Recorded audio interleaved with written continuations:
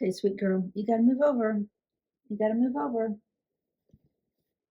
You gotta move over. Come on. I gotta put my feet there. There we go. Hi, welcome back to Lakeside Quilt Making Arts. I have something very special to show you, and it won't take you but a second to see why. If you'll remember in our last video, I said that my friend Margot was going to come over and we were going to have a stitching day. We did. It was glorious. It was awesome. I had a wonderful day, actually. I got my video up for you guys. Then Margot and I had, no, that's not the order of events. I got my video up for you guys, the last one that was published, and then the last long format one that was published. And then my daughter and granddaughter came, and I had a lovely, really sweet time with her. She's closing in on 10 months. She's not, well, she's 9.5 months old and adorable, and just, you know, getting the vocabulary, getting enunciation, getting tone to her sentence structure. You know, it's just sweet. It's just a sweet time. So that was special. And then Margot came and we did some stitching. She's not a hand quilter, she's a knitter, and she's working on a top that is going to be glorious when she's done. Margot's knitting is just really incredible. If you remember, she knitted a blue scarf for me. I showed that on one of the videos too. So we did that, you know, and then I stitched for the rest of the day too because I was in the groove. I was working on the unicorn quilt. Since I was already doing that, it was good for me to just continue to do it. I was going to end the groove. Margot brought with her something for that stitching day that I was not expecting. You know, one, she brought me some more Ted's barbecue. Loved it. Well, she brought this quilt. She didn't tell me she was bringing it. I don't think she did. I don't have any recollection of it anyway. And I was delighted the second I saw it. These are my colors. I love this softness of these colors and how they all blend. It's very scrappy, and you can quickly see it has some embroidery work. I love that it's not a white background, that you've got this blue-green background, and it's probably far more true blue before it faded any, because I'm assuming that it's faded some over the years. It has a date on it of 1988. Friend Margot and Wayne got married in 78, and this was gifted to them in 88. I'll find that label and show it to you here in a second. And I'm going to put it up on the design wall and we can take a look at some things. There's a lot to think about on this, and it's really made me think about the PICK-A-PETAL quilt. That's the first thing I thought of, besides, oh, you know, drool, drool, drool. That's the first thing I thought of was drool, drool, drool. You know, and you can immediately see that there's just so much craftsmanship that went into this. And I don't mean to diss the lady at all, the lady who made all this, but her embroidery work isn't phenomenally better than my completely novice embroidery work. Now, I am realizing I want to get better at embroidery. I can see the possibilities of what embroidery can bring to a quilt, and I really want to get there. But right now I am on a, crude beginner wannabe exploring kind of stage. You've seen my unicorn quilt. I don't know what I'm doing. I'm just stumbling along trying to figure it out. And I'm blending a combination of cantha and standard embroidery and whatever. So I can look at this and say, she was just somebody who was doing the same very thing. She enjoyed what embroidery did, and she just applied it. And she did a lot of it, and it is glorious, and it brings wonderful texture. And I think what she did is, in some of these cases, like, look at this. Can you see that? I'm gonna get you a picture of that up close if you can't see it on video here.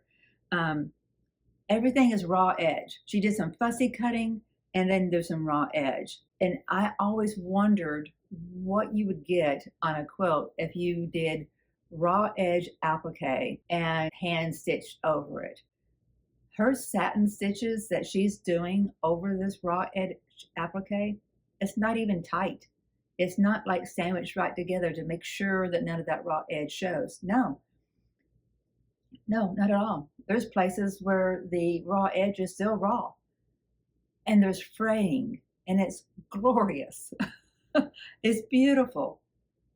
Isn't that just so nice? And some of the times you can see where what's on the front is stitched through to the back, right? Like this right here. You can't see that. I'm going to get you a photo of it. Find where it is on the front. Oh, that's the one we were looking at, right? Okay, so stitching on that became her quilting, and it went all the way through. But for some of these, they were appliqué, or they were embroidered, and in some cases applique and embroidered, prior to it being stitched. One other thing I love about this quilt is that it's double-sided. I love a double-sided quilt. So here, definitely all embroidery. There's no applique, and that is seen. That stitching is seen on the back. I'm not finding it right now, but there are places where what's on the front, there's no stitching of it on the back. Like it was clearly like it was a block that was done separately and then pieced together into the quilt. But then you've got places where your flowers are overlapping some of your squares. This reminds me of the Jen Kingwell quilt. And it's not on the same level as Jen Kingwell, right? She's, on another level altogether. She is. But it's scrappy, it's whimsical, it's got embroidery, it's got applique, and it's got some standard piecing. Now, if this had some circular movement in it, like Jen Kingwell's, then it would really be a lot like that. So I'm going to get this up on the design board so you can appreciate what it looks like too. I was looking for that label while I was showing you the different bits of stitching.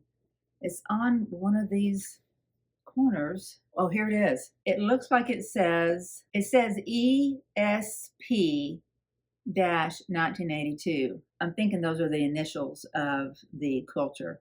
She's fussy cut out a little flower and appliqued that down, and not taking great care to be extremely tight with those stitches. So it's got some fraying. And I said 1988, didn't I? It's 1982. My friend and my friends, Wayne and Margot, got married in 72. It was 10 years later. And they already had their first set of twins. Margot and Wayne had 2 sets of identical twins. Isn't that incredible? Like totally natural, no medicine involved in the creation of those babies. It was just the way things happen. 2 sets of identical twins. So their boys were born first. And so I think she said that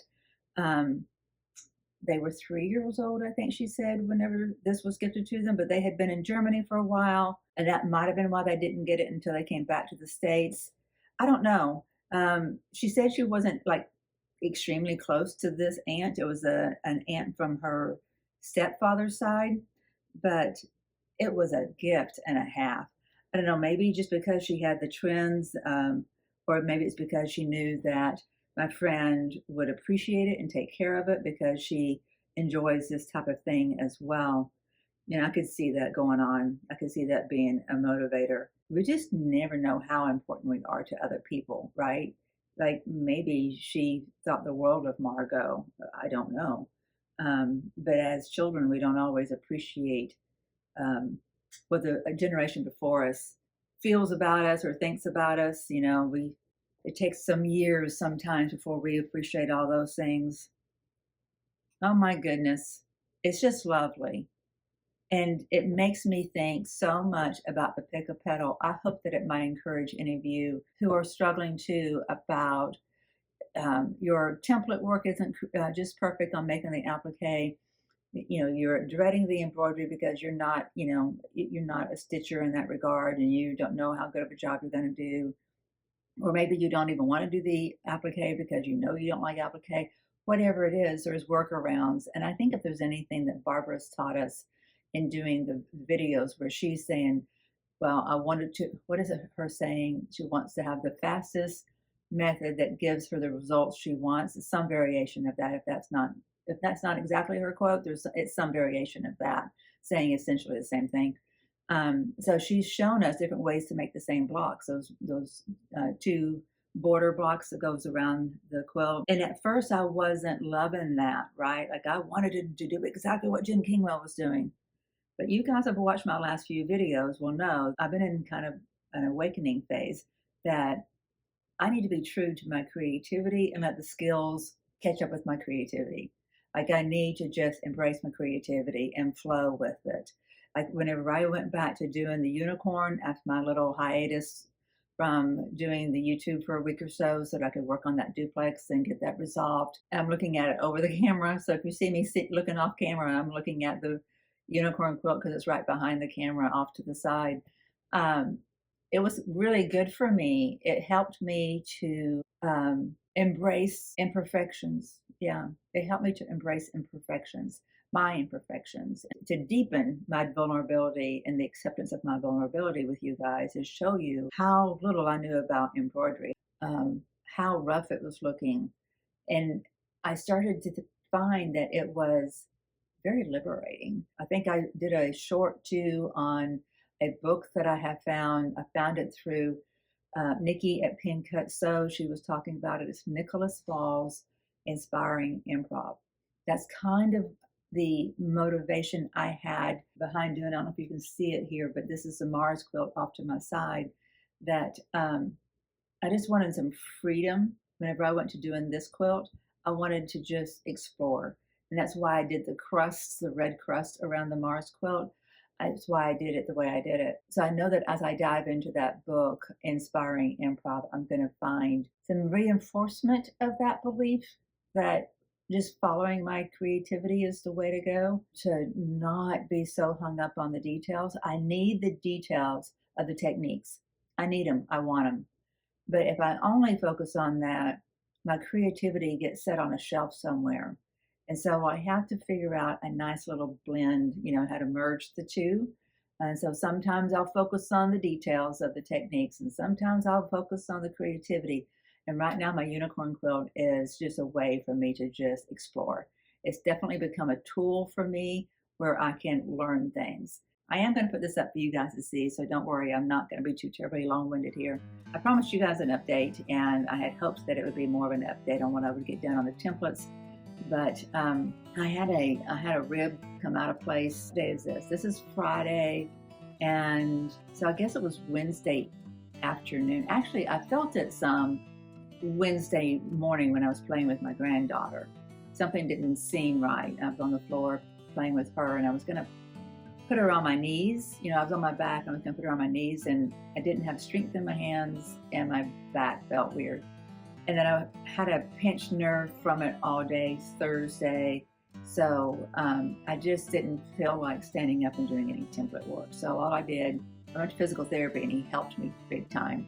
He understands a hypermobile body. And so he fixed that and it gave me a lot of relief. But I just sat and worked on the unicorn quilt, and that fed my soul. It was good. So I'd made more progress on the unicorn quilt and zero progress on the templates since the last video that you saw. But I will, after we stop talking about this and the camera turns off, that's what I'm going to be doing, is working on the templates. I want to make a little bit of progress every day so I can get those templates sent back to Sherry before I head off for my surgery. So let's get this up on this wall. I hope that I have enough of those big pins left. I just want you to be able to see the whole thing in its entirety. I also want to point out, while it's here in my lap, see one of these corners? Well, two of them match. Yep. Here's another set. These are for the end of the bed to go over the bedposts, right? And then at the other side, they're just normally squared off corners. Just a normal squared corner. This feels so wonderful. 82 to 2024, so that you add 18 to 24. The 30s are 42 years ago. This is a 42-year-old quilt, and it's wonderful. It's really, it just feels great. I love the textures that you get from the threads and the additional thickness that you get from the applique. I hope this helps you. Any of you who are looking at your PICK-A-PETAL or any other project that's somewhat similar, that's got techniques in it that you're not sure what you're doing, or you got to have a learning curve and you might make mistakes. This quilt is so yummy, mostly because it has imperfections in it. It's organic, it's authentic, it's fabulous. Let's get it up on design wall.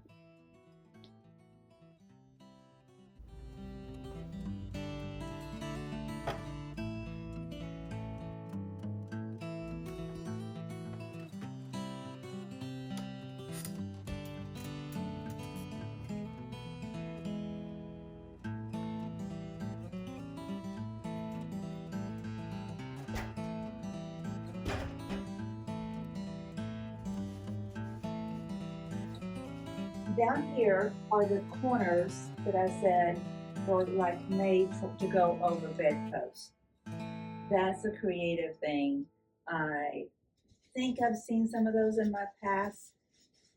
I think it's brilliant. If that's the top, because these are your bedpost corners, the writing is as if you're looking at it from that direction because it's going here, and it says weeds and other blooming things. I think that's a really sweet name of a quilt, weeds and other blooming things.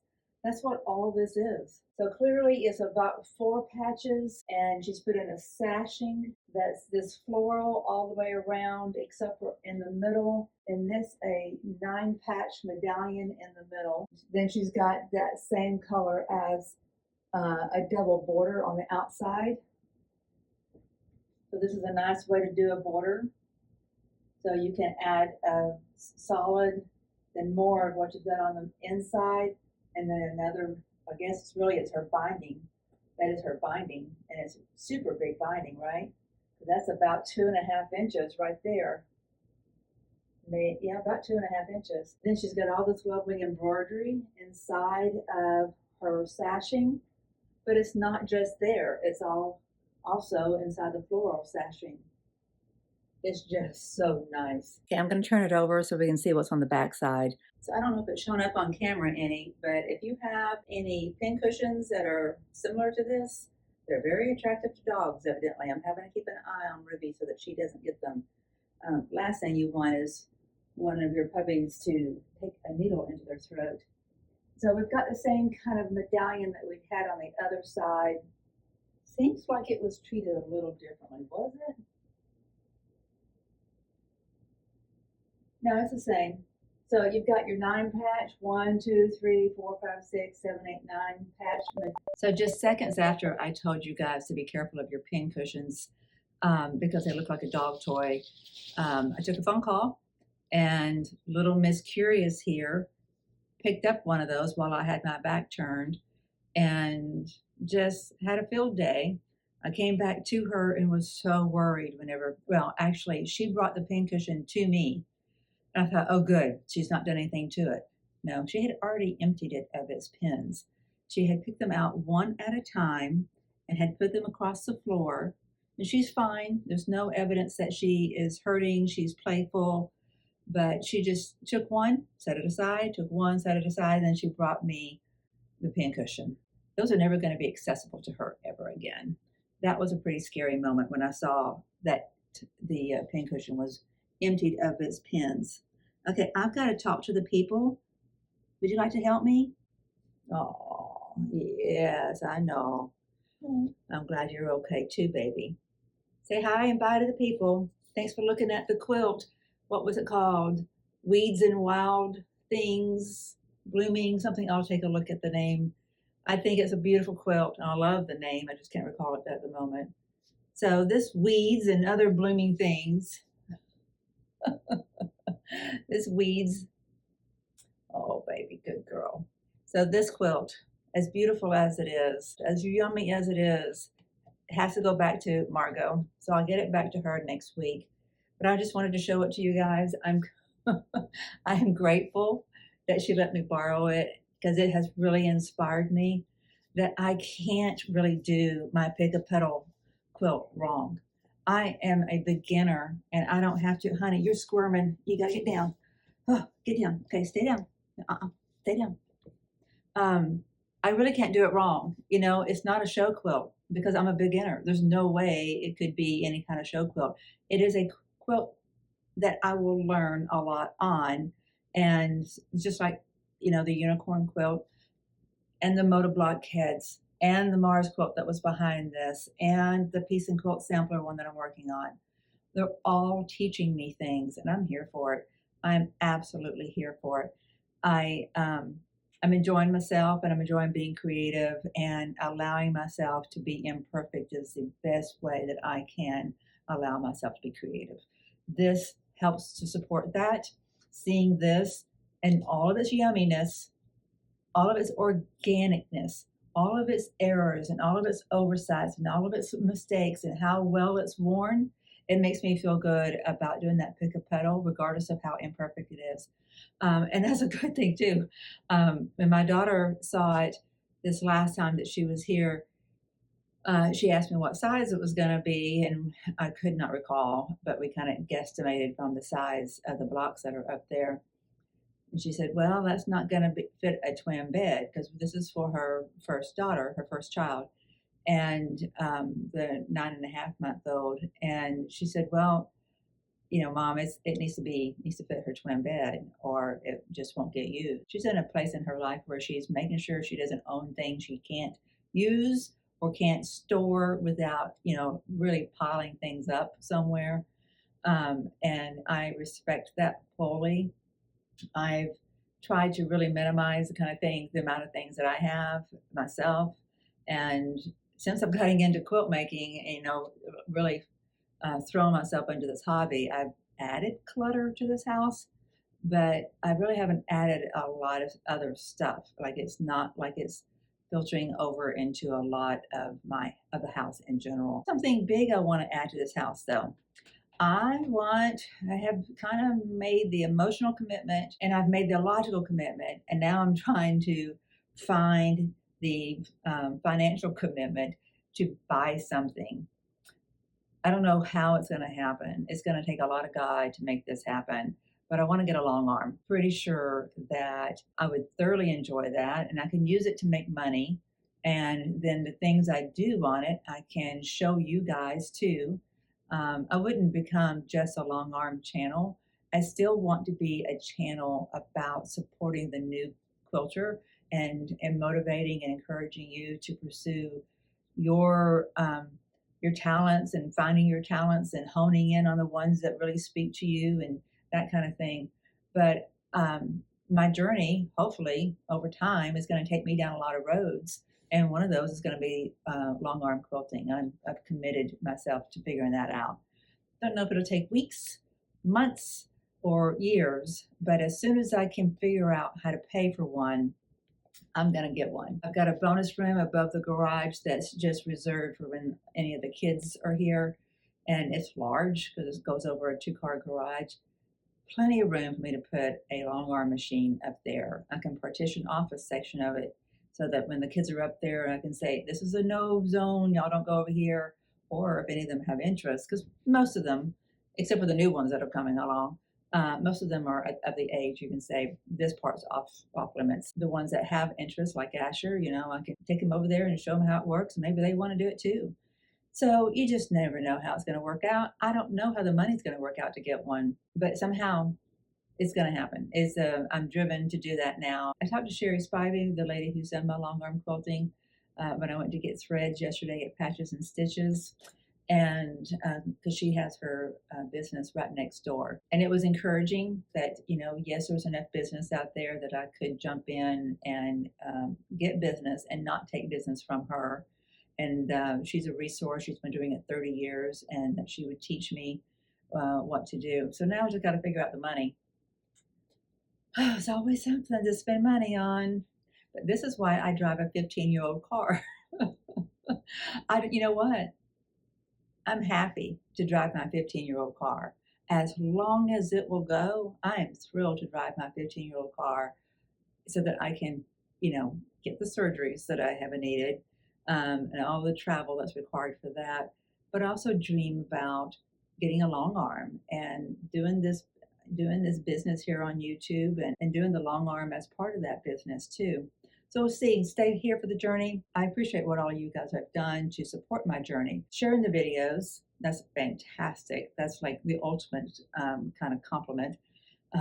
Commenting and the liking is just huge. Sending me things like the templates like Sherry did, sending me your progress report. Sherry sent me a progress report for one of her blocks for the Pick-A-Petal. Let me show you that. I love her colorway, and she sent us some previous ones. I thought the entire quilt was going to be done in the blue colorway, but then the next picture there's bright yellow gold or whatever, this bright gold color, but it's not. It's all scrappy. It's got a lot of, each block's got its own colorway to it. So I really can't wait to see all of hers put together. But in the meanwhile, Sweet Sherry has loaned me her templates, and I gotta get back to getting those used so I can get them back to her. So I'm gonna end this video. Thank you all for being here. We're almost at 3,000 subscribers. Thank you all for that. And any of you who watch on the regular basis and you want to continue to watch, please, subscribe. It helps my channel to grow. I'm committed to doing what I can while I'm on this surgery trip to make videos and not let it be a complete just dead air kind of thing like a trip like this, and try to produce videos. My laptop doesn't have enough space on it where I can download my editing software onto it, so I can't edit. So whatever videos you get are going to be pretty raw, so I'll probably keep them really short, super short. Anyway, we'll figure it out one day at a time. Thank you for being on this journey with me, along with Miss Ruby. And I'm so glad Miss Ruby is okay. Yes, I'm so glad. It would kind of ruin my day if she was not okay. She's a sweet girl. She doesn't need any injuries. I gotta be a better mama. Sweet girl. Sweet girl? Yeah, you're a sweet girl. Yes, you're a good girl. Yeah, a little bit too curious. You could have got hurt. You could have got bad hurt. That would have been bad. That would have been very bad.